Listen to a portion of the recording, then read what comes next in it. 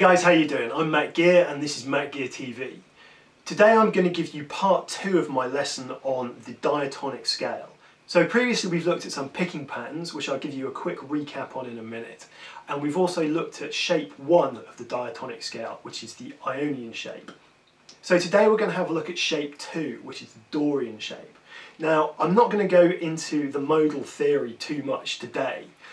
What I want you guys to do is to learn all of the shapes first and then stick them together. Because once we've done that and you know what the diatonic scale is as a whole, it's much easier then to start talking about modal theory. At the moment, if I'm trying to explain modes to you and you don't know the shapes, it can be really confusing. And I don't want to do that. I want to kind of try and clarify this. Because people do get hung up on modes, and it is something that you can actually really confuse yourself trying to think about and trying to get your head around. So I don't want to do that. I want to declutter all of that stuff. Learn the shapes. I will give you a few hints. So some of you, if you've got a little bit of a background in terms of modes, you might have a few ideas. I'm going to give you a little bit of information, but if that goes over your head today, don't worry about it. Learn the shapes, and then in a couple of weeks, once we've got all 7 shapes done, I'm going to come back and do another couple of lessons on modal theory so you can start to see how that works. Now, just to give you a quick recap, previously we looked at 3 picking patterns, which are basically the foundation for the diatonic scale. And there's only these 3 shapes in the whole of the diatonic scale. So once you've got these, from a picking point of view, in terms of what your fretting hand's doing, that's all it needs to know. There's no other strange shapes or anything like that. So I'm just going to give you a quick recap on this. So this is the first shape, and it's a whole step and a half a step. The second one is a half a step, then a whole step. And the third one is a whole step, then a whole step. And that's it. Those 3, joined up in various permutations, create the whole of the diatonic scale across the neck. Now, previously we looked at the Ionian scale, so Ionian shape, position 1, and it looks and sounds like this.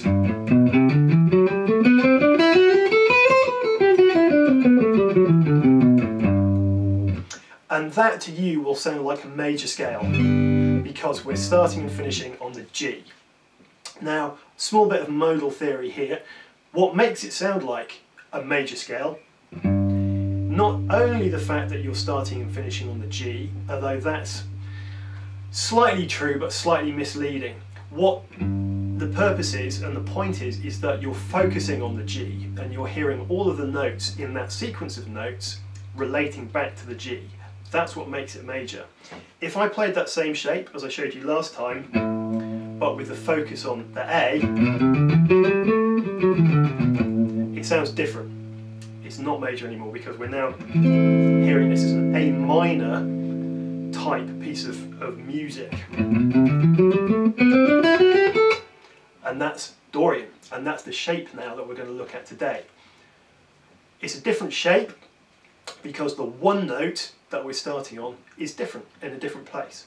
So everything that we've been doing so far has been in G, so we've been starting on G. So in using G as the Ionian mode in this particular diatonic framework, the second note of G, the G major scale, the G Ionian mode, is A. So we're starting on A today, and that is going to be A Dorian. Again, it's a Dorian shape, but it's only a Dorian mode when you apply it to music if you're playing this shape over the A minor chord. Over any other chord, it's something different. That's an important thing to bear in mind. If that's made your head go, don't worry about it, because we'll pick it up later. So, as I said, we're starting on the A, so 5th fret on the low E string. And starting here, we're going to play the whole step, half step shape, first of all. So you can already tell it sounds different from the major, because the third is a minor third. Compared to the Ionian, position 1, where you've got a major third, starting here, the third is a minor third. So the Dorian mode has a minor tonality because it's got that minor third. So whole step, half step. Next up to the A string, again starting on the 5th fret, this time with a whole step shape. Then onto the D string, same again, 5th fret, whole step, whole step. Then onto the G string, again starting on the 5th fret, again whole step, whole step. Now moving up onto the B string, this time starting on the 7th fret with a half step, whole step shape. Then E string, same again, 7th fret start, half step, whole step. So if I put all of those together and play it slowly, this is what it looks and sounds like.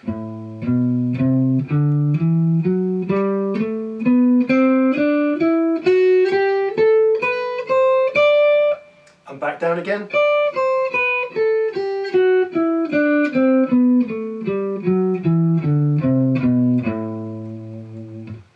Now what some of you might have heard on the way down of the descending version of that scale,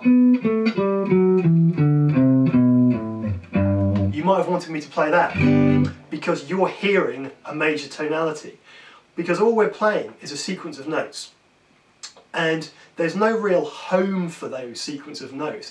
Because I'm not playing it over a chord, it's just a sequence of notes. What makes it a scale is that you're starting on one note, you're playing up an octave and back down again.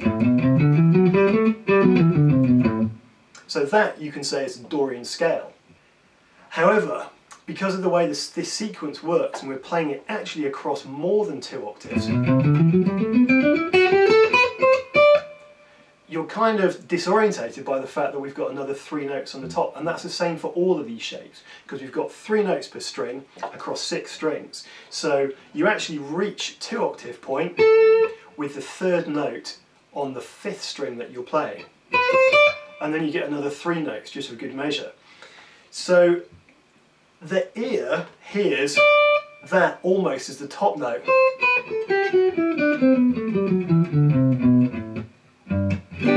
And you're not quite sure where you're going. Just to confuse you more, I could go down another 3 notes and end up on an E minor, because E minor, E Aeolian, is part of this diatonic family of chords and scales. I'll probably cut that bit out because that might be a little bit too far and your head will really explode. So we've had G Ionian in position 1.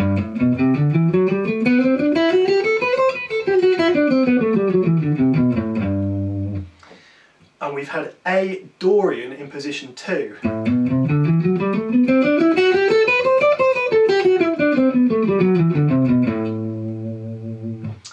Next time we'll have a look at position 3, but for now take these shapes, practice them slowly, get them under your fingers and try and remember what the sound of them is like in relation to that one note. We're all very familiar with the major scale. You know, that is the root of Western music and it's something that we're familiar with. What is slightly different is a Dorian and some of the other modes which you won't necessarily be familiar with. So do try and get those sounds into your ear and into your head. Now, once we've done all 7 of these shapes, I'm going to put some tab up for some drills and some runs that you can do. But to start off with, I'd like you to learn them by ear and listening and looking at the video and looking at the shapes that I'm playing. Because by doing that, it's actually going to be a quicker way for you to learn. Tab is just there so that you can find out where to put your fingers. But you can be over-reliant on the tab and you end up thinking about 3, 5, 7, 3, 5, 7, 5, 7, 8, 5, 7, 8, and that's what's going through your mind, rather than fingers on the fretboard, sounds coming to your ear. If you become overly reliant on tab, you might keep going back to the tab, and it's very tempting to do because it's a bit of a safety blanket. But doing it this way, you go, right, I've seen Matt play it, I can hear what it sounds like, I'm going to watch the video and come back and watch the video again, you know, to familiarise yourself with that sound. Once you've done that, you'll find you don't need the tab, and that's a much better way to do it, because the tab is there to get the fingers on the fretboard to get the sound into your head. Once you've got the sound into the head, you don't need to worry about the tab anymore, and that's where you want to be. So if you can get away without the tab, you're doing better. Right, I'm going to shut up now, and I'm going to upload this video for you. So you guys take it easy. This has been Diatonic shape 2, Dorian shape. Next time we'll have a look at shape 3, which is Phrygian. In the meantime, you guys keep practicing. Take it slowly, get the notes right, get everything under your fingers. You might want to start trying to do some shreddly widdly stuff, but don't go too fast. If you start going too fast and you're playing mistakes, all you're doing is practicing mistakes. Do it slowly, get it right, then you can start building up some speed. So, until next time, you guys take it easy, keep practicing. I've been Matt Gear, and this has been Matt Gear TV. See you soon. Cheers.